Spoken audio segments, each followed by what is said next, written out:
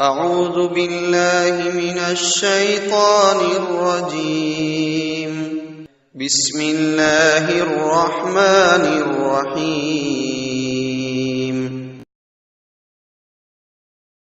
الحمدللہ رب العالمین والعاقبۃ للمتقین والصلاة والسلام علی سید الانبیاء والمرسلین اما بعد،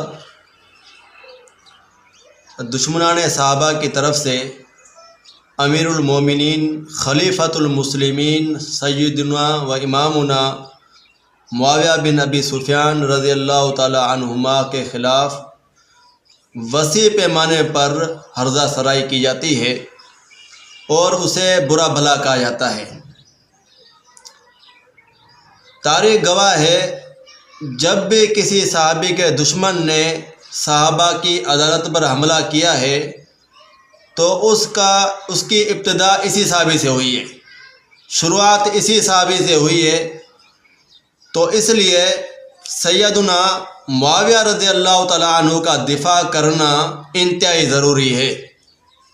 بلکہ اگر یوں کہا جائے کہ معاویہ بن ابی سفیان رضی اللہ تعالیٰ عنہما کے دفاع میں تمام صحابہ کا دفاع مضمر ہے تو غلط نہ ہوگا۔ سیدنا امیر معاویہ رضی اللہ تعالیٰ عنہ وہ عظیم الشان صحابی ہیں جن پر دشمنان صحابہ کی طرف سے بہت ہی زیادہ نقد کیا جاتا ہے۔ یہی وجہ ہے اہل سنہ والجماعہ کے عظیم الشان محدث امام خالد بن نافع علیہ الرحمہ فرماتے ہیں، ان کا یہ قول تاریخ بغداد میں صحیح سند کے ساتھ موجود ہے۔ وہ فرماتے ہیں، ستر اصحاب رسول اللہ صلی اللہ علیہ وسلم، امیر معاویہ رضی اللہ تعالیٰ عنہ تمام صحابہ کے لیے پردہ کی حیثیت رکھتے ہیں، تمام صحابہ کے لیے پردہ ہیں۔ جب امیر معاویہ رضی اللہ تعالیٰ عنہ پر حملہ ہوگا تو اس کے پیچھے جو لوگ ہیں، اس پردے کے پیچھے جو لوگ ہیں صحابہ کرام، ان پر بھی حملہ ہوگا۔ تو دشمنان صحابہ سب سے پہلے اس صحابی پر حملہ کرتے ہیں اور اس کے بعد وہ عمر فاروق، ابو بکر صدیق رضی اللہ تعالیٰ عنہ تک پہنچ جاتے ہیں۔ آپ کے سامنے مثالیں موجود ہیں۔ علامہ وحید الزماں حیدرآبادی آپ کے سامنے موجود ہے۔ سب سے پہلے امیر معاویہ پر حملہ کیا اور بعد میں دیگر صحابہ کے شان میں تنقید بھی کی۔ اور اسی طرح اسحاق جھال والا، اس نے سب سے پہلے امیر معاویہ پر حملہ کیا، آہستہ آہستہ شیخین تک پہنچا۔ معلوم ہوا کہ سب سے پہلے اس صحابی پر حملہ ہوتا ہے۔ اس صحابی کے خلاف احادیث سے کئی اس طرح کی چیزیں ہمارے سامنے پیش کی جاتی ہیں اور کہا جاتا ہے کہ اس کے بارے میں یہ اللہ کے نبی نے فرمایا ہے۔ اس طرح کی اور بھی بہت ساری روایات ہیں۔ آج آپ کے سامنے میں ایک روایت پیش کروں گا، جو روایت حدیث عوام الناس کے سامنے پیش کر کے اور عوام کو دھوکہ دیا جاتا ہے، اس کا غلط مطلب بتایا جاتا ہے۔ وہ روایت صحیح مسلم میں اور حدیث کی دیگر کتب میں بھی موجود ہے۔ اللہ کے نبی علیہ الصلوۃ والسلام ایک دن آئے، صحابہ عبداللہ بن عباس فرماتے ہیں ہم بیٹھے تھے، اللہ کے نبی علیہ الصلوۃ والسلام آئے اور مجھے بھیجا کہ آپ جائیں امیر معاویہ کو لے کر آئیں۔ تو میں گیا، سیدنا معاویہ رضی اللہ تعالیٰ عنہ کا پتہ کیا تو مجھے معلوم ہوا کہ وہ کھانا کھا رہے ہیں۔ تو اللہ کے نبی کو میں نے بتایا کہ وہ کھانا کھا رہے ہیں۔ تو اللہ کے نبی نے کہا دوبارہ جائیں۔ وہ فرماتے ہیں کہ میں دوبارہ گیا تو پھر مجھے بتایا گیا کہ وہ کھانا کھا رہے ہیں۔ پھر اللہ کے نبی کے پاس میں نے آیا، اللہ کے نبی کو یہی بات میں نے بتائی۔ آپ علیہ الصلوۃ والسلام نے تیسری بار مجھے بھیجا کہ آپ جائیں ان کو لے کر آئیں۔ تیسری بار بھی مجھے یہ جواب ملا کہ وہ کھانا کھا رہے ہیں۔ تو پھر عبداللہ بن عباس رضی اللہ تعالیٰ عنہ فرماتے ہیں اللہ کے نبی کو میں نے یہ خبر دی تو آپ علیہ الصلوۃ والسلام نے فرمایا اللہ تعالیٰ اس کا پیٹ نہ بھرے، اللہ تعالیٰ امیر معاویہ کا پیٹ نہ بھرے۔ یہ بات اللہ کے نبی نے بطور مذاق اور بطور تقیہ کلام کہی، لیکن دشمنان صحابہ سیدنا امیر معاویہ رضی اللہ تعالیٰ عنہ کے دشمن اس روایت کو سیدنا معاویہ کی تنقید میں پیش کرتے ہیں۔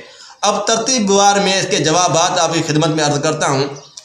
یہ جو حدیث ہے، ہم کہتے ہیں ہمارا ایمان ہے اہل سنت والجماعت کا یہ ایمان ہے کہ یہ حدیث سیدنا امیر معاویہ رضی اللہ تعالیٰ عنہ کی فضیلت ظاہر کرتی ہے۔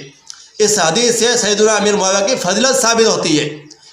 اب یہی حدیث دیگر کتب میں موجود ہے، مسند الطیالسی، اس میں بھی یہ حدیث موجود ہے۔ وہاں پر یہ الفاظ ہیں ان رسول اللہ صلی اللہ علیہ وسلم بعث الی معاویہ یکتب لہ، اللہ کے نبی علیہ السلام نے عبداللہ بن عباس کو امیر معاویہ کی طرف بھیجا تاکہ اسے لے کر آئے اور تاکہ وہ کتابت کرے، تاکہ وہی وہ لکھے۔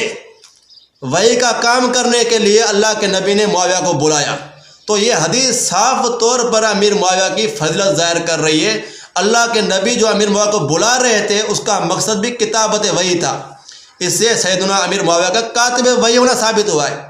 یہی بات سلسلہ الاحادیث صحیحہ میں محدث الاثر علامہ ناصر الدین البانی علیہ الرحمہ نے لکھی ہے۔ علامہ البانی علیہ الرحمہ فرماتے ہیں اس حدیث سے تو امیر معاویہ کی فضیلت ظاہر ہوتی ہے، کاتب وحی ہونا ظاہر ہوتا ہے۔ تو دشمنان صحابہ کیسے کہتے ہیں کہ یہ حدیث امیر معاویہ کی تنقیص ظاہر کرتی ہے، اس سے تنقیص ثابت ہوتی ہے، حالانکہ اس سے فضیلت ثابت ہو رہی ہے کہ اللہ کے نبی نے کہا کہ تاکہ وہی لکھیں، وہی لکھنے کے لیے اللہ کے نبی نے امیر معاویہ کو بلایا۔ اب دوسری بات آپ کے سامنے یہ عرض کروں کہ اللہ کے نبی علیہ السلام نے، اللہ کے نبی کا یہ بھی فرمان ہے، وہ بھی صحیح مسلم میں موجود ہے۔ اللہ کے نبی نے فرمایا اللہم انما انا بشر، اللہم انما انا بشر، اے اللہ تعالیٰ میں انسان ہوں، فأی المسلمین لعنتہ او سببتہ، جس بھی مسلمان پر میں لعنت بھیجوں یا اس کو برا بھلا کہہ دوں، فاجعلہ لہ زکاۃ و رحمۃ، تو اس کو اس کے لیے پاکیزگی اور رحمت بنا دیجئے۔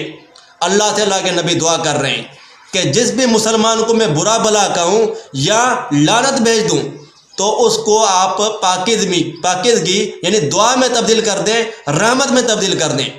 تو اللہ کے نبی علیہ السلام اگر کسی صحابی کو برا بھلا کہہ بھی دیں، اگر بالفرض یہ تسلیم کر لیا بھی جائے کہ اس سے تنقید ثابت ہوتی ہے، اس سے بد دعا ثابت ہوتی ہے، تو اس کا جواب یہی کافی ہے کہ اللہ کے نبی علیہ السلام نے فرمایا جس بھی مسلمان کو میں برا بھلا کہہ دوں تو اس کو دعا میں بدل دیں آپ۔ اللہ کے نبی کی بد دعا بھی دعا میں تبدیل ہو جاتی ہے، جیسا کہ اس حدیث سے ظاہر ہوتا ہے۔ امام مسلم علیہ الرحمہ نے وہ روایت اس روایت کے فوراً بعد ذکر کی۔ معلوم ہوا کہ امام مسلم علیہ الرحمہ نے بھی اس روایت سے یہی سمجھا ہے کہ یہ روایت سیدنا امیر معاویہ رضی اللہ تعالیٰ عنہ کی فضیلت ظاہر کر رہی ہے، کیونکہ اللہ کے نبی فرما رہے ہیں جس بھی مسلمان کے لیے میں بد دعا کروں یا اس طرح کا نازیبا لفظ بول دوں تو اس کو اس کے لیے رحمت بنا دیں، وہ جملہ اس کے لیے رحمت بن جاتا ہے اللہ تعالیٰ کی طرف سے۔ اور اسی طرح اس حدیث کو ہم سلف صالحین کے فہم کے مطابق سمجھیں۔ اب اسلاف نے اس کا مطلب کیا بیان کیا ہے، کیونکہ قرآن اور حدیث کا وہی مفہوم اور مطلب اور تعبیر معتبر ہے جو سلف صالحین نے بیان کی ہو۔ اب دیکھتے ہیں اس جملے کا سلف نے مطلب کیا بیان کیا ہے، اور سلف نے اس جملے سے امیر معاویہ کی فضیلت ثابت کی ہے یا تنقید ثابت کی ہے۔ سلف نے اس جملے سے کیا سمجھا ہے، کیونکہ قرآن و سنت کا وہی جو مطلب معتبر ہوتا ہے جو سلف سے ثابت ہو۔ سلف صالحین نے کتاب و سنت کا علم حاصل کیا، وہ ہم سے علم زیادہ رکھنے والے تھے۔ آج کا کوئی شخص مطلب بیان کرتا ہے تو اس کے مقابلے میں سلف صالحین کا مطلب تسلیم کیا جائے گا، اس کو معتبر قرار دیا جائے گا، اور آج کے انسان کے فہم کو رد کیا جائے گا سلف صالحین کے فہم کے مقابلے میں۔ تو ہم دیکھتے ہیں کہ اس جملے کے بارے میں سلف نے کیا فرمایا ہے، اس جملے کے بارے میں سلف نے کیا فرمایا ہے۔ سب سے پہلے ہم امام مسلم علیہ الرحمہ کا طریقہ پیش کرتے ہیں کہ انہوں نے اس روایت کو اس روایت کے بعد ذکر کیا۔ کون سی روایت کے بعد؟ جس میں اللہ کے نبی علیہ السلام اللہ سے دعا مانگ رہے ہیں، اللہ تعالیٰ سے التجا کر رہے ہیں کہ اللہ تعالیٰ میں انسان ہوں، جس بھی مسلمان کے لیے میں نازیبا لفظ بول دوں یا اس پر لعنت کر دوں تو اس کو آپ اس کے لیے پاکیزگی اور رحمت بنا دیجئے، اللہ تعالیٰ سے دعا کر رہے ہیں۔ تو اس روایت کے فوراً بعد امام مسلم علیہ الرحمہ اس روایت کو ذکر کرتے ہیں جس میں یہ الفاظ ہیں کہ اللہ تعالیٰ تیرا پیٹ نہ بھرے۔ تو معلوم ہوا کہ امام مسلم علیہ الرحمہ بھی اس سے امیر معاویہ کی فضیلت ظاہر کرنا چاہتے ہیں، تنقیص امام مسلم رحمہ اللہ نے بھی اس روایت سے تنقیص نہیں سمجھی. یہی وضاحت دیگر محدثین نے اور شارحین نے کی ہے. سب سے پہلے آپ کے سامنے پیش خدمت ہے امام نووی رحمہ اللہ. امام صاحب کی صحیح مسلم کی جو شرح ہے بڑی معروف ہے. اس میں امام نووی رحمہ اللہ واضح طور پر فرماتے ہیں کہ امام مسلم نے اور دیگر علماء نے اس سے امیر معاویہ کی فضیلت ثابت کی ہے.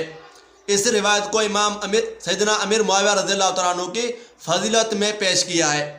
اور اسی طرح یہ آپ کے سامنے معروف کتاب ہے البدایہ والنہایہ. اس کے مصنف مفسر قرآن اور مشہور مورخ ابن کثیر علیہ رحمہ ہیں. ابن کثیر بھی فرماتے کہ امام مسلم علیہ رحمہ کے انداز سے بھی یہ چیز ثابت ہوتی ہے کہ امام مسلم نے بھی اس روایت سے امیر معاویہ کی فضیلت ثابت کی ہے. امام مسلم بھی یہ سمجھتے تھے کہ یہ روایت سیدنا امیر معاویہ رضی اللہ تعالیٰ عنہ کی فضیلت میں تنقیص میں نہیں ہے.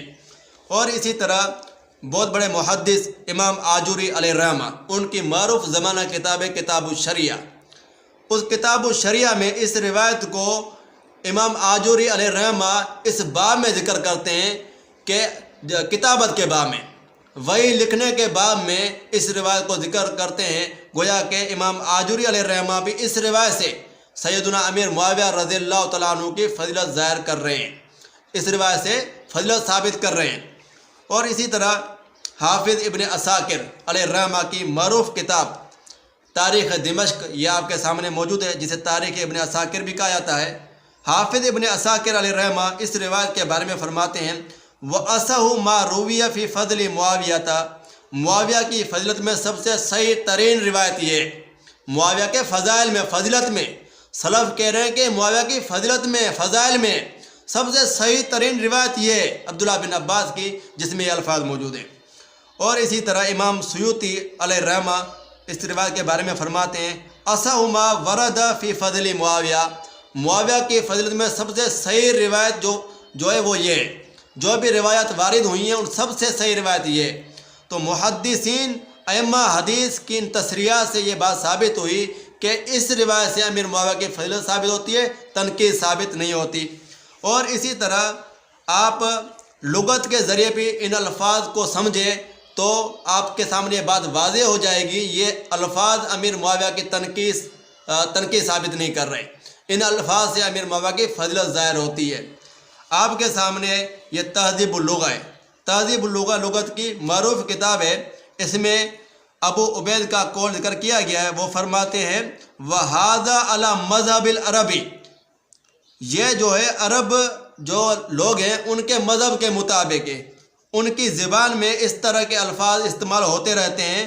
اور کہتے ہیں وَهَذَا عَلَى مَذْهَبِ الْعَرَبِ فِي الدُّعَاءِ عَلَى الشَّيْءِ. کسی چیز پر بد دعا کرنے کے لیے عرب کے ہاں یہ لفظ استعمال ہوتے ہیں من غیر ارادۃ لوقوعہ، جبکہ ان الفاظ سے واقع ہونے کا ارادہ نہیں ہوتا، واقع ہونے کا حقیقت کا ارادہ نہیں ہوتا، حقیقت مقصود نہیں ہوتی. تو معلوم ہوا کہ لغت والے بھی یہ کہتے ہیں کہ یہ الفاظ جو ہیں وہ تکیہ کلام کے طور پر استعمال کیے جاتے ہیں، مزاح کے طور پر استعمال کیے جاتے ہیں، ان سے حقیقت مقصود نہیں ہوتی. حافظ ابن حجر علیہ رحمہ کی فتح الباری آپ کے سامنے ہے. ابن حجر علیہ رحمہ اس طرح کے ایک اور لفظ اس کے بارے میں فرماتے ہیں یہ ایسے لفظ ہیں جو کل زبان پر جاری ہو جاتے ہیں، زبان پر جاری ہو جاتے ہیں. لا یراد حقیقتها، ان کی حقیقت مراد نہیں ہوتی، حقیقت مراد نہیں ہوتی. اس طرح بخاری کے دوسرے شارح علامہ ابن بطال علیہ رحمہ معروف محدث تھے. انہوں نے اس طرح کے ایک اور لفظ کے بارے میں کہا، فرمایا ہی کلمۃ لا یراد بہا دعا. یہ ایسے کلمے ہیں جن سے حقیقی دعا مراد نہیں ہوتی، یعنی بد دعا اس سے مراد نہیں ہوتی. بد دعا یعنی جس طرح یہ کلمہ ہے امیر معاویہ رضی اللہ تعالیٰ عنہ کے بارے میں، اس طرح ایک اور کلمہ ہے اس کے بارے میں انہوں نے کہا کہ ان سے بد دعا مراد نہیں ہوتی. پھر انہوں نے مثال دی، کبھی کوئی شاعر عربی کے اندر عرب شاعر کوئی اپنی شاعری کہتا ہے تو لوگ اسے کہتے ہیں قاتلہ اللہ، اللہ تعالیٰ تجھے تباہ برباد کر دے. ان کا لغوی معنی یہ ہے، لیکن اس کی حقیقی معنی مراد نہیں ہوتی. بعینی اسی طرح ان الفاظ کی بھی حقیقی معنی مراد نہیں ہے، بلکہ یہ اللہ کے نبی صلی اللہ علیہ وسلم بطور تقیہ اور بطور مزاح کہیں. اور محدثین کی تصریح سے یہ بات ثابت ہوئی ہے۔ اس روایت سے سیدنا امیر معاویہ رضی اللہ عنہ کی فضیلت ظاہر ہوتی ہے، تنقید ظاہر نہیں ہوتی۔ جو لوگ سیدنا امیر معاویہ کے دشمن اس حدیث سے سیدنا امیر معاویہ کی تنقید ثابت کرتے ہیں، وہ ظالم ہیں، ظلم کر رہے ہیں، کیونکہ اسی حدیث میں یہ موجود ہے امیر معاویہ کاتب وحی تھے۔ اور اسی طرح اللہ کے نبی علیہ السلام نے یہ بھی کہا ہے اگر میں کسی کے لیے ایسے لفظ بول دوں تو وہ دعا میں تبدیل ہو جاتے ہیں، وہ دعا میں تبدیل ہو جاتے ہیں۔ پھر سلف صالحین جو اس علم کے وارث ہیں، احادیث کے وارث ہیں، احادیث کی تصحیح اور تضعیف اور احادیث کے تفہیم میں ہم انہی کے اقوال کو معتبر سمجھتے ہیں اور انہی کے فہم کو معتبر سمجھتے ہیں۔ تو انہوں نے متفقہ اس کا فہم یہ بیان کیا ہے کہ یہ حدیث سیدنا امیر معاویہ رضی اللہ عنہ کے فضائل میں فضیلت ظاہر کرتی ہے۔ اور اسی طرح لغت والے اللغہ وہ بھی یہ کہتے ہیں کہ اس طرح کے الفاظ زبان پر طاری ہو جاتے ہیں، ان کی حقیقت مراد نہیں ہوتی، حقیقت مقصود نہیں ہوتی، تکیہ کلام کے طور پر اور مزاح کے طور پر اس طرح کے الفاظ عرب لوگ بولتے رہتے ہیں۔ اللہ رب العزت سے دعا ہے کہ ہمیں صحابہ کرام رضوان اللہ علیہم اجمعین، سیدنا امیر معاویہ بالخصوص ان سے محبت کرنے کی توفیق عطا فرمائے اور ان کا دفاع کرنے کی جو ہے توفیق عطا فرمائے۔ ھذا ما عندی واللہ اعلم بالصواب۔